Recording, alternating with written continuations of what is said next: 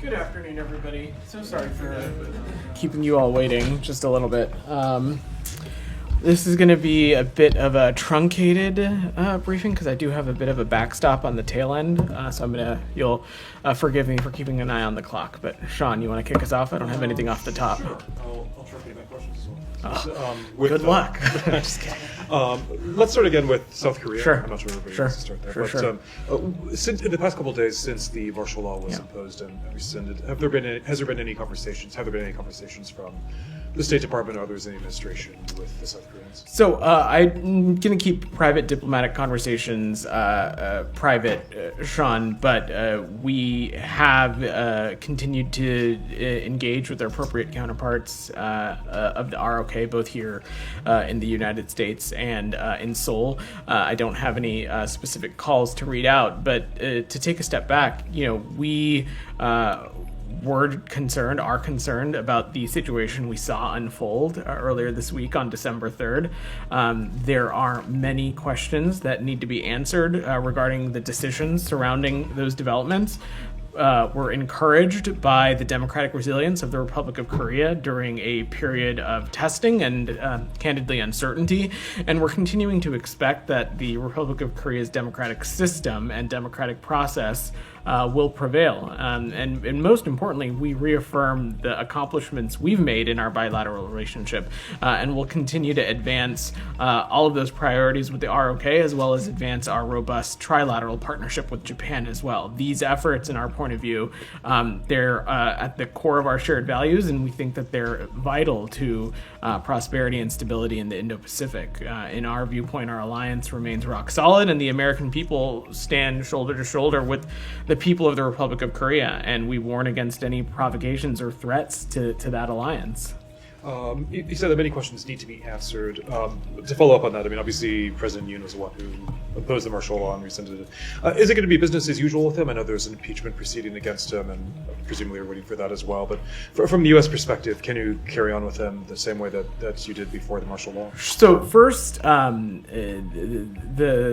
impeachment process that you mentioned, that is an internal process within the ROK, which we expect will be handled in accordance with the ROK Constitution. We continue to support the rule of law and democracy in the ROK, which we think are the foundational pillars of our alliance. Most importantly, Sean, this relationship, this alliance, this partnership that we have with the Republic of Korea, it transcends any particular president or government on both sides of the Pacific Ocean. This is an alliance and partnership that has transcended Republicans, Democrats, different administrations in our government, and as continues to be the same in the Republic of Korea. And so what this is about is our shared values of a free and open Indo-Pacific, our shared values of managing our relationship responsibly with the PRC, our shared value of the complete denuclearization of the Korean Peninsula. Those are some of the values that we share, that we think that are at the heart of our relationship, and we will continue to pursue those and work hand in hand on those issues. Just to pursue that slightly, Yeah. when you said the shared values, democracy, obviously you had President Yoon hosted the Summit for Democracy Sure. in March, which is a signature initiative of the Biden administration. Can there still be a relationship in the same way with President Yoon without the shared value of democracy, or at least the demonstrated willingness to go against that? Look, Sean, you heard me say this at the top. There certainly are many questions that need to be answered regarding the decision-making surrounding these developments, and we hope and expect that those questions can be answered as soon as possible. But beyond that, we know that there's a number of processes underway within the Republic of Korea system, and we expect that those processes to go about their way consistent with the rule of law and to be going about peacefully as well. I'll change topics unless anybody wants to continue. Anything else on the Republic of Korea? On Korea? Yeah. Simon? Let me do Simon, then I'll come to you, Channing. Go ahead, Sorry, Simon. just wanted to follow up on a couple of things Yeah. that you said to Sean. Just to understand what you say, you're saying there are questions that need to be answered. These are questions that you're asking to the South Koreans and asking them to So I'm gonna keep private diplomatic conversations private, Simon. We are continuing to engage appropriately with our ROK partners, but I'm speaking about it in the broad context that of the decision making that went about on earlier this week. Certainly, the United States and I'm sure other members of the international community have questions surrounding these developments, have questions surrounding the decision making that went into that, and those questions need to be answered. And that's something that we're continuing to engage with our partners in the ROK on. Deputy Secretary Campbell spoke to this a little bit yesterday and said that the U.S. interlocutors that the U.S. have in South Korea were surprised. Is there anything more you can tell us about this sort of? They were surprised by the martial law declaration. So is there anything more you can tell us about those engagements that he spoke to? I don't have any other perspective to offer beyond what the Deputy Secretary said. Certainly, should we have more calls or engagements that take place, we will certainly read those out. But I will reiterate what you've heard me, the Deputy Secretary, and others say over the course of this week, that the United States had no knowledge or pre-notification of this decision making. And just to be clear, I haven't seen a readout so that the Secretary Blinken hasn't had like a minister level engagement with his. That is correct. He's not had the opportunity to speak to his counterpart yet, but I think in talking to your very own colleague yesterday, he indicated this is a counterpart he is in touch with regularly and expects to talk to at some point very soon. Janie, go ahead. Thank you, Father. I'm Bedant. All good. You can call me whatever you want. Okay. In the public statement announcing the martial law, President Yoon said the following about the reason for declaring martial law. Quote, due to the opposition party's legislative monopoly, state affairs are paralyzed, preventing the president from doing anything and impeaching. Even the constitutional institutions, the Board of Audit and the Inspection and the Central District Prosecutor's Office to protect liberal democracy against the opposition party, which is losing state functions and putting national security at risk. He said that the martial law, which is the president authorities, was implemented within the law.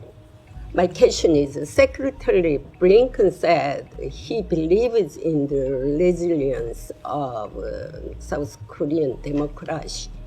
What does the United States think is the cause of the resilience of democracy in South Korea, and what is its assessment of the martial law declared by the President Yoon to protect liberal Jenny, democracy?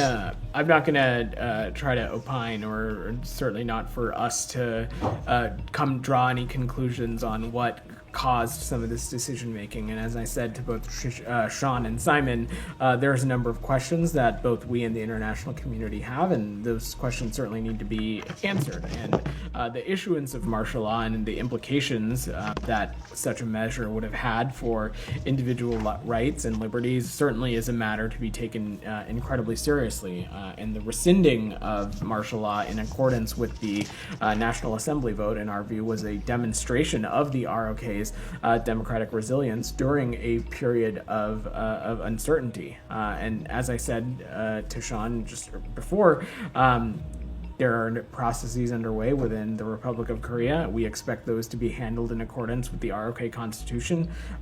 As you heard me even say on December 3rd, we support the rule of law and democracy in the ROK. These are and continue to be and will be the foundational pillars of our alliance with them. Did you want to go ahead and change topics? Yeah, I think we're good on ROK stuff. Can we go to Syria? Sure. Yeah. The situation obviously is changing quite rapidly. Yeah. The city of Hama has fallen to the Islamist rebels. I know you gave your explanation the other days about what you want to see about a political process, etc. I mean, but what's the level of concern right now? Is there concern that this is getting out of hand, that the humanitarian consequences and the political consequences could be further reaching? So that is certainly, the humanitarian impact is certainly one that is front of mind as we see these events unfold, and we with our partners are urging allies to protect its civilians, including members of minority groups. And again, I think, not to sound like a broken record of what I said the other day, but I don't have specific assessments on individual battlefield updates, Sean, but all of those together just continue to reflect, in our point of view, that the time is now to return to a serious UN-facilitated political process. And the constant refusal to engage in this process candidly has led to directly some of the events that we're witnessing. And some of these escalatory events over the past 72 hours demonstrate that the only way to truly end this conflict once and for all is through inclusive political settlement consistent with UNSCR 2254. Just pursuing a couple points. Iran, of course, is allied with Assad and said that it's willing to consider sending more troops in. Obviously, the U.S. is critical of Iranian involvement. What's your take on that? I mean, is there a sense that there needs to be prevention of Damascus falling? Even what's your assessment of a greater Iranian role? Well, look, this goes back to what we've long said, that we think the Iranian regime has been and continues to be one of the largest exporters of terrorism and instability since 1979. We want to see Iran stop its destabilizing activities inside Syria and in the broader region writ large, full stop. And we think key to that, at least in the context of Syria, is a UN-facilitated process that is consistent with UNSCR 2254. Just one more, Yeah. but sort of peripherally related, but on Iran, domestically in Iran, Narges Mohammadi was released, but only temporarily. This is, of course, the Nobel laureate. Does the U.S. have a stance about, have any take about whether this is a positive development, whether more needs to be done? So we're aware of the reports of Narges Mohammadi, that she's been temporarily released from prison for medical treatment. It continues to be deeply troubling and unfortunate, because she should have never been incarcerated in the first place. And her deteriorating health is a direct result of the abuses that she's endured at the hands of the Iranian regime. We call again, just as if we've done before, the immediate and unconditional release of Narges and other political prisoners who continue to be detained without just cause. This is another long example in the long line of examples of the Iranian regime's campaign to silence its critics, silence journalists, silence human rights activists, and this includes Narges Mohammadi, and this kind of behavior needs to stop. Go ahead, Jalil. Pakistan is neighbor of Iran, and I don't know if this makes sense that the world's richest man, it's great that he meets the Iranian diplomat in New York, but for a journalist like me, that makes me more concerned that in future, these people are going to be dealing with Iran, because for me as a journalist, it's very complicated to understand Iran. Why does it make sense to you? I'm not sure the premise of your question, Jalil, and honestly, this has nothing to do with the topic that we're talking about. And I'm going to move to Saeed, because that was really disrespectful to your colleagues. Go ahead, Saeed. Thank you, Vedant, and apologies for walking in late. No, all good. I wanted to ask you about the Amnesty International report. Sure. I wonder if you saw this. Amnesty International concluded that Israel is in fact committing genocide in Gaza. First of all, have you reviewed the report? So I've seen the reporting about the report, and I will let Amnesty International speak to the details about it. As you've heard us say previously, Saeed, we disagree with the conclusions of such a report. We have said previously and continue to find that the allegations of genocide are unfounded, but there continues to be a vital role that civil society organizations like Amnesty International and human rights groups and NGOs play in providing information and analysis as it relates to Gaza and what's going on. But again, as I've said before, that we do not and have not concurred with these past findings regarding genocide. That does not change or alter the continued concern that we have as it relates to the humanitarian situation in Gaza.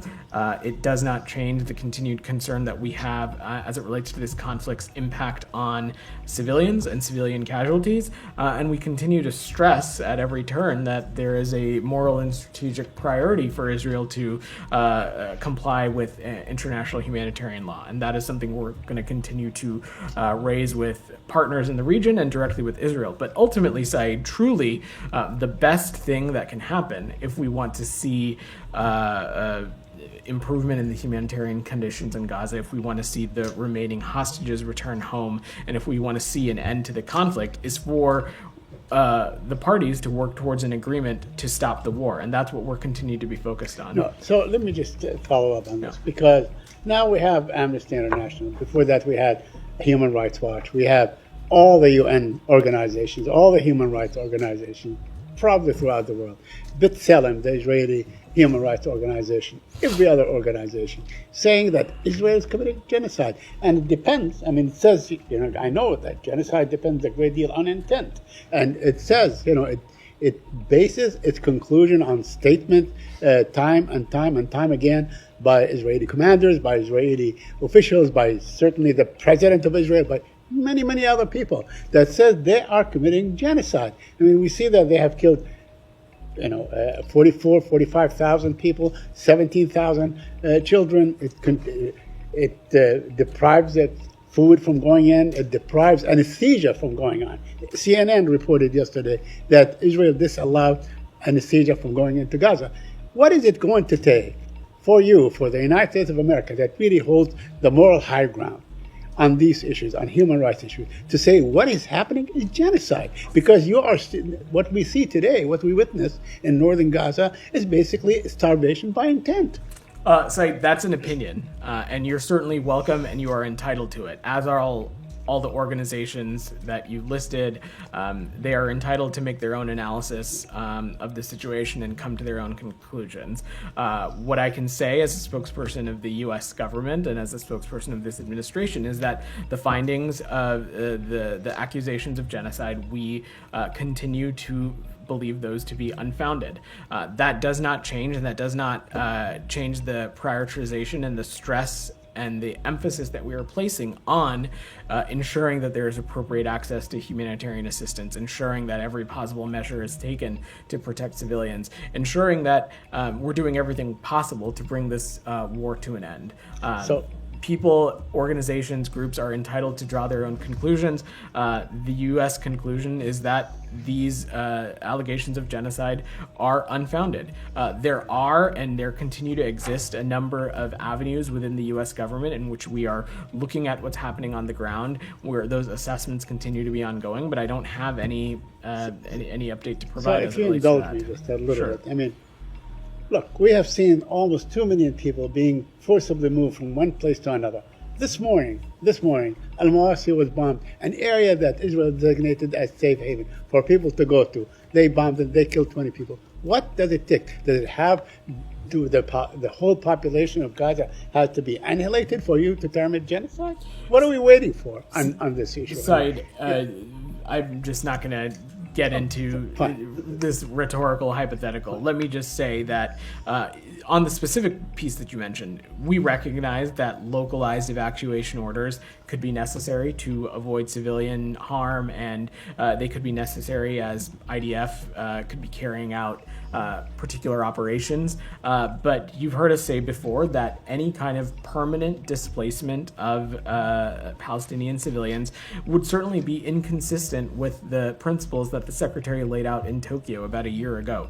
We have been and will continue to be clear about the fact that we do not want to see any reduction in the territory of Gaza, and will continue to press Israel that it needs to maximize and streamline crossings and other efforts around humanitarian assistance. But you yourself, you say that Israel is not allowing anywhere near what is needed in terms of humanitarian aid. They are not allowing it.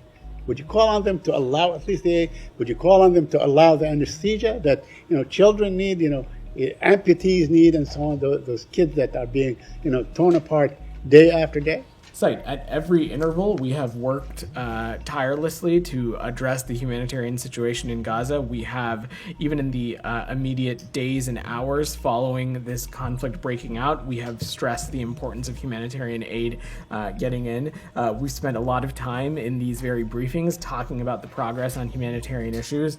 I spent a good chunk of a daily press briefing a number of weeks ago talking about how we have seen some areas as it relates to humanitarian assistance improve, but other areas where we continue to need to see improvement, that will continue to be the case, and it's something that we will continue to stress. Thank you. Tom, go ahead. Just to follow Yeah. up, I mean, you said there that the US State Department, that you find that the allegations are unfounded. You also talk about the US conclusion that these allegations are unfounded. I mean, is that a formal conclusion then at the end of the process? I'm not going to speak to that. There's no formal conclusion of a process that I'm certainly speaking up from up here. There continue to be a number of deliberative processes as it relates to the situations on the ground, tools that we've spent a lot of time speaking about up here, things like CHURG, things like conventional arm transfer policy, things like the Leahy process. I wouldn't speak to those processes in detail, but these allegations of genocide continue to be unfounded. I mean, people might see a contradiction because when you've been asked previously about violations, alleged violations of international humanitarian law, you've said, I mean, in the NSM 20, for example, you say it's reasonable to assess there may have been violations, but you can't make a final conclusion because of a lack of information. It's basically what you say in that report. So you say there is a lack of information in terms of what you know about what's going on in Gaza, and yet you can say that you can conclude, and you have found, that the allegations of genocide are unfounded. So how is it you can conclude that, but not conclude something else? I perhaps used a too stringent of an adjective in conclusion. I said that not to imply that there has been some sort of formal process that has concluded through the department. What I am simply saying is that these allegations of genocide continue to be unfounded. It is not a reference on any process.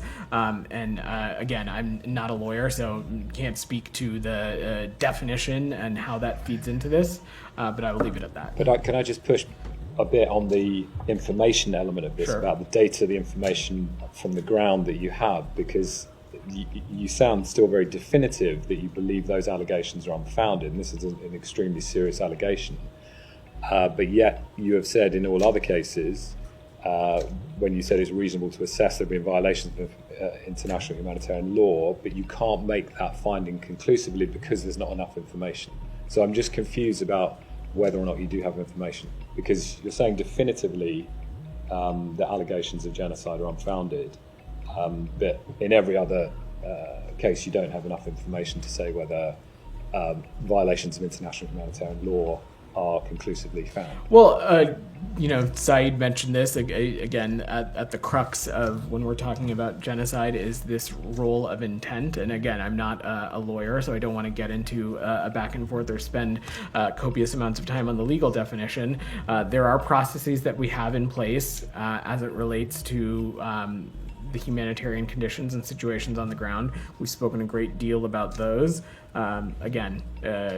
CHURG, conventional arms transfer policy, things of that nature. But on these allegations of genocide, we continue to believe that they are unfounded, and I don't have any other assessment to offer. Okay. Camilla, go ahead.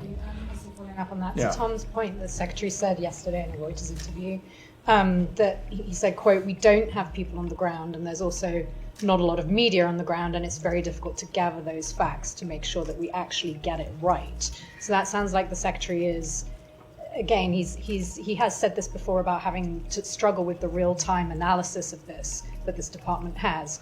So my question is really that a lot of even if you don't agree with the conclusions of Amnesty's report, a lot of the findings within that report, will you be factoring that into this department's ongoing assessments? I can't speak to the specific report itself, but certainly when we talk about these various processes, whether it be CHURG, whether it be conventional arms transfer policy, whether it be the other deliberative processes that we have in place, certainly the perspective of NGOs and the perspective of civil society actors and humanitarian organizations absolutely are part of that process, and they are part of the factors that feed into that. But not just the perspective, but it's from the actual evidence that they are gathering from eyewitnesses on the ground. So whereas That is what I mean. The perspective and analyses that are done by some of these groups certainly are things that we factor and discuss, and they are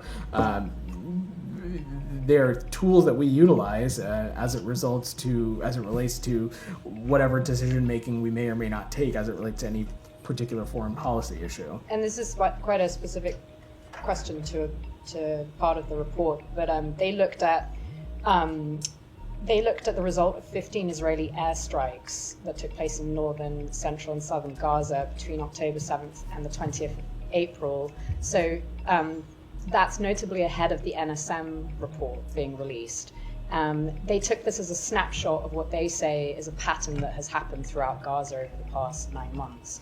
That led to the killing of civilians, and that there was no evidence that there were, in fact, any Hamas military assets or fighters in those locations, and that those strikes killed over 300 civilians, including over 140 children.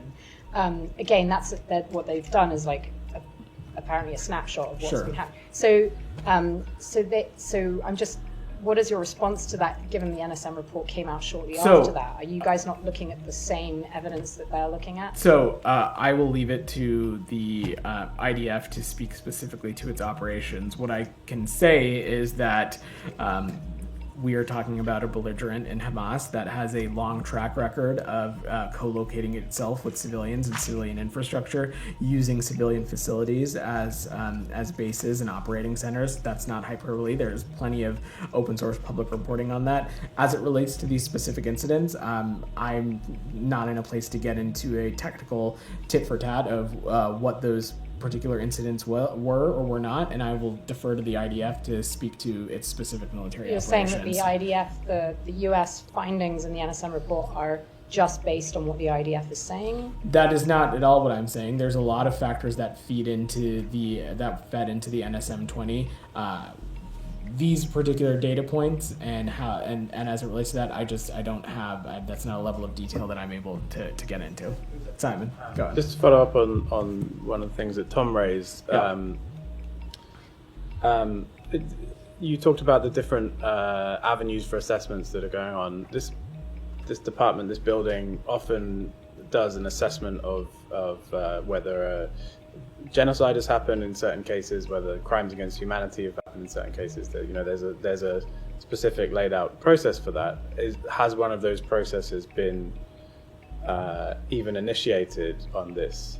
So these are the exact kinds of things, Simon, that we wouldn't speak to whether they have started or not, because these are ongoing deliberative processes. And you'll see if you look back to the number of daily press briefings in which this has come up, we have not spoken to the status, the conclusivity, or whether processes have started or stopped as it relates to any of these issues. Right.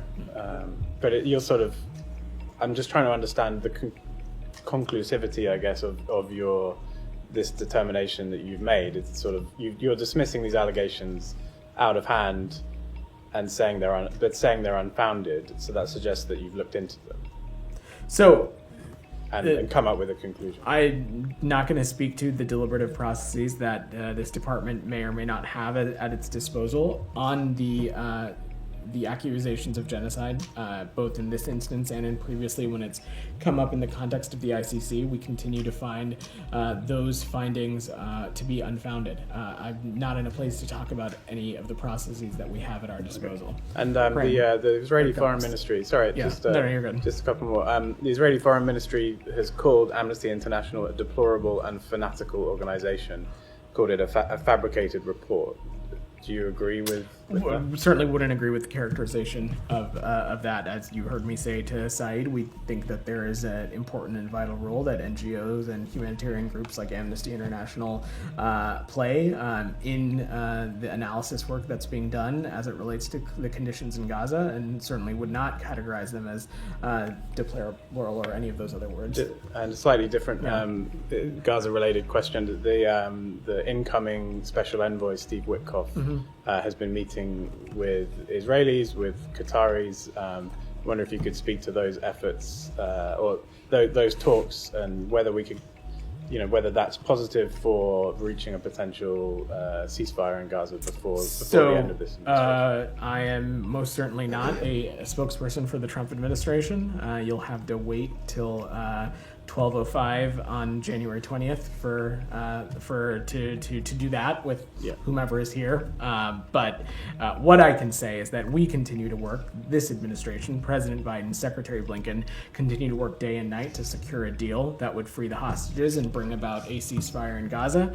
I will let the Trump transition speak to any of the engagements they've had, any of their travel, but this is obviously a priority for us. We are working tirelessly to get it across the finish line, and we'll utilize every hour that we have to do so. And I will let the incoming administration speak to their own foreign policy. And just one specific element of that is that the Steve Witkoff apparently had meetings in Qatar, and there's a suggestion that the Qataris are now back as a mediator in these talks in a way that they hadn't been, and that may involve Hamas officials returning to Qatar. Is there anything you can say on that status? I don't have any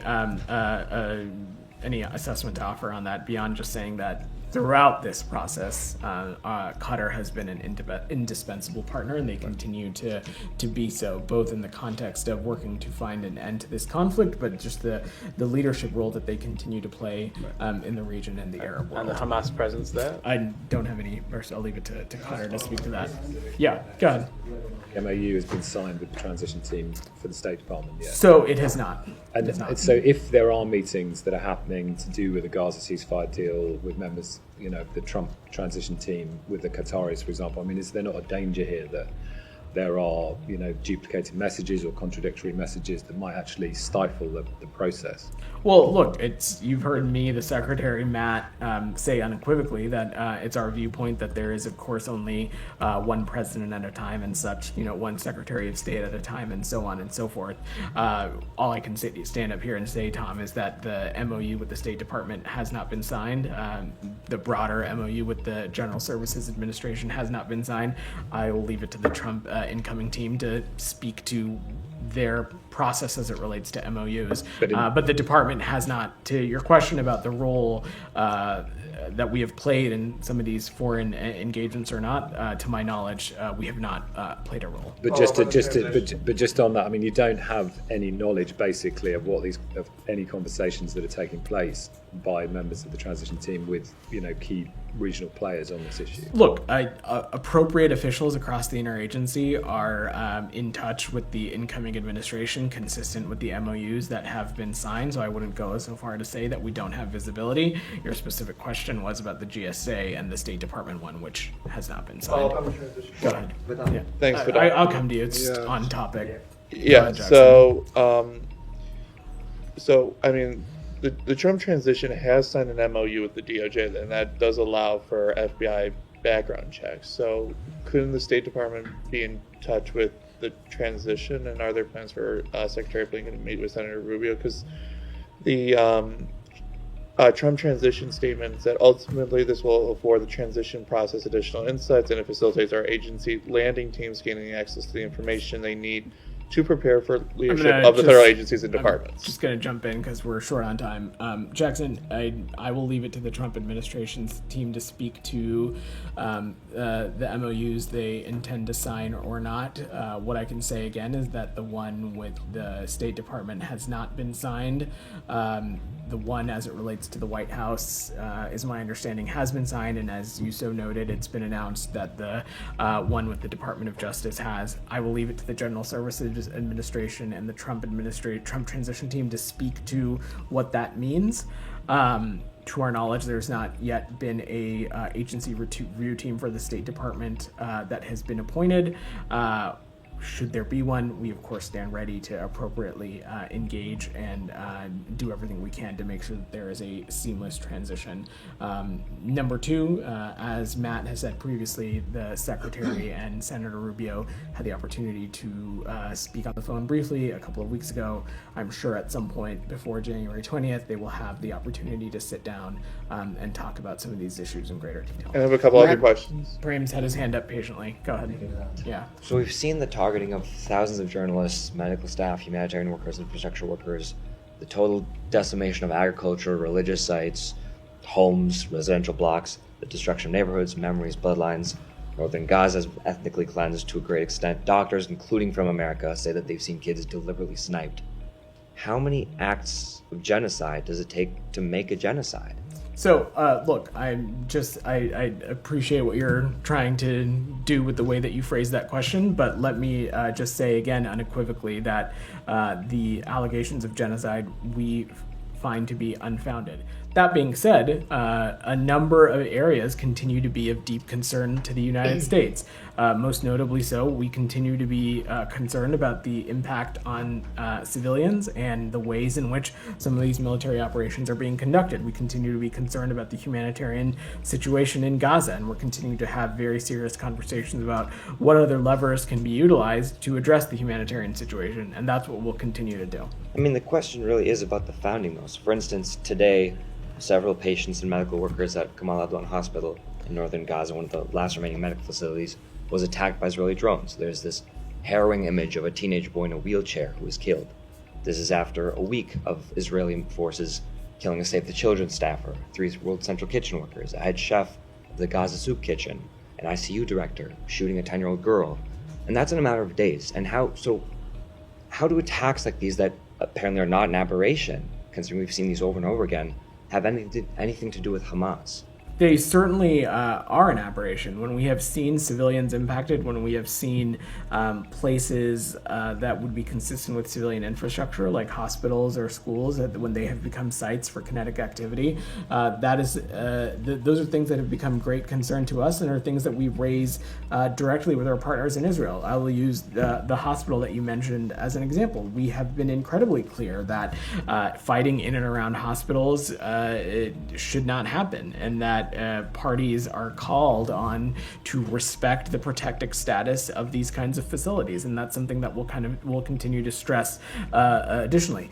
The point, Prem, is that these things are not mutually exclusive. We can continue to have these areas of deep concern and continue to stress and their importance and stress how there needs to be better decision making. There needs to be additional steps taken, whether it be on civilians or humanitarian situation. That does not equate to allegations of genocide being accurate or founded. And so that's Amnesty actually made the same point in the report, that they had said that one stated goal of attacking Hamas, for instance, does not preclude the possibility of committing war crimes or committing acts of genocide. And so I think that argument kind of goes both ways. And you had said that these attacks are an aberration, and that you had been making it clear to Israel that fighting in and around hospitals is not acceptable. Why is this hospital one of the last remaining hospitals in northern Gaza then? I will let the IDF speak to their particular military operations, Prem. That's not for me to speak to, but we have stressed not only the fact that these kinds of facilities and their protected status needs to be respected, but also that every possible measure needs to be taken to allow in more humanitarian access. And since we're at our backstop, I got to wrap there. Thanks, guys.